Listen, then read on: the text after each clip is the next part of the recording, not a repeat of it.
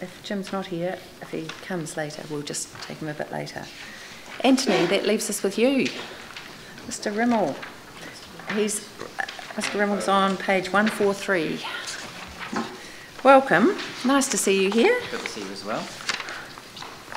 Right. We're in your hands, Anthony. I suspect you know how to do this completely. Oh, I wouldn't go that far. This is only the second time I've ever done a submission to council, so, well, it's twice in a year, so anyway, there we go. Well, thank you for the opportunity to present my submission on the representation review. I want to make a couple of points today. The first one, well, they're both hopefully quite simple. First of all, I am in favour of options which devolve as much responsibility and authority as possible to the local community.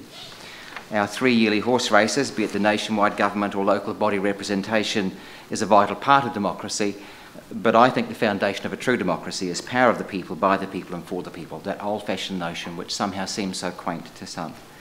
And I believe that that's actually best done when and where decision-making power is devolved as closely as possible to the local community. And for that reason, that was my submission, stated my preference for the 19 councillor single ward and 8 community board model. I believe it provides the best direct access for local communities to their elected representatives.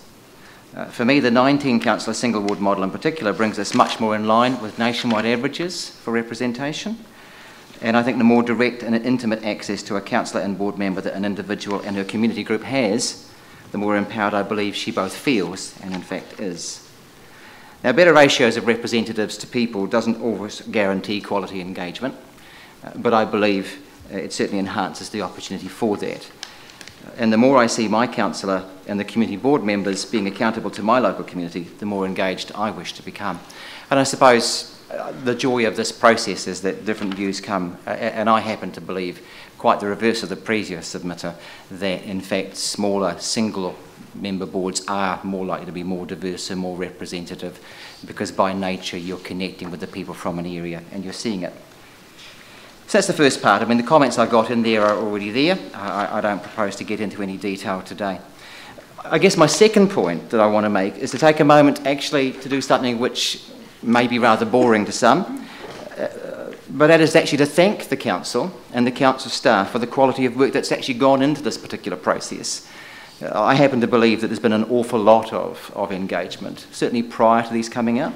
And I want to acknowledge the validity of the primary option, even though it's not my preferred one, the 16 councillor single ward 7 community board option. The nature of the submissions process means that most people come, and rightly so, to present their alternatives to what has been proposed, as indeed I have briefly done. I think the risk with that, of course, is that somehow too often the impression can be left that the work that's been done, that's been put in by staff and council, is fundamentally flawed.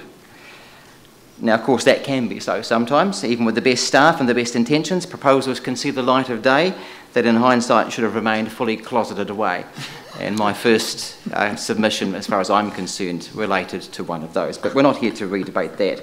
But in fact, that's not always the case, or even often the case. I don't want to go on record today saying that in this instance, I want to commend the council and its staff for all that it's seeking to achieve in this process.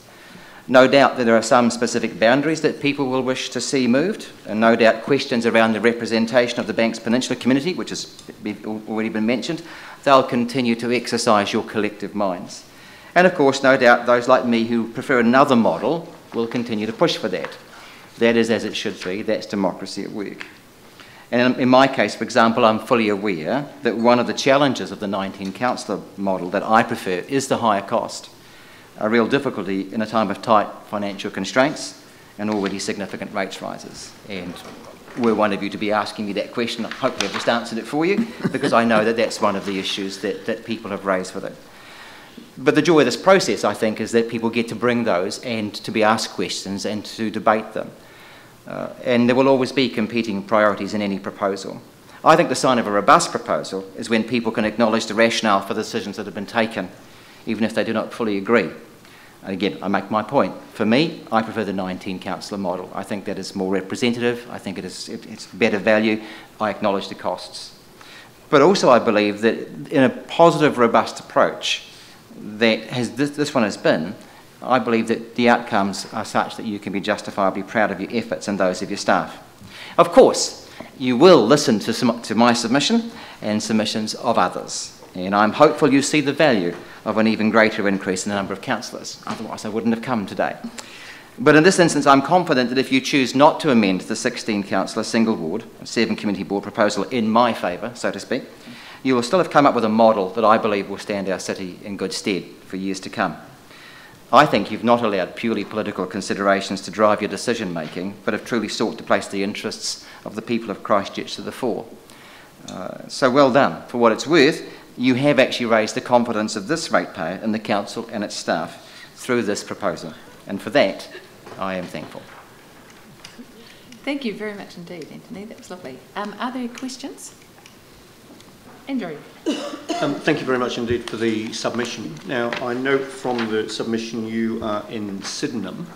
Do you have any view on the grouping of community boards? So whether the grouping that's proposed for the area that you live in is appropriate, or whether you would like to see them grouped differently? Well, I mean, as I said, my preference was the 19 and 8, because I think that was a better model in terms of the groupings. I've looked at the community boards, and indeed, even though my submission says I agree with the boundaries, just one minor thing, it's kind of difficult because I had some agreement with them and some challenges. I certainly agree with the boundaries of the 19 ward model. It made more sense to me. I think there are some challenges around this. One of the risks of the 7 community board model is that you are losing some of the connections. Looking at the community board model, it's here in the 16 Council 7 Ward 1, I probably feel a little bit less connected to the community board level. In my case, I'm willing to go with that if I get single board councillors, because I think that's actually a key part of it for me. Thank you. Thank you. Are there any other questions? Or was Anthony so clear that there are no questions? There you go. Excellent. You've done a good job on this. I have to say I've been really impressed, and I'm not sure you always get told that, so please take it away from this person for what it's worth. Thank you very much. And that was particularly for staff, yeah. Thanks very much indeed, Anthony. Right.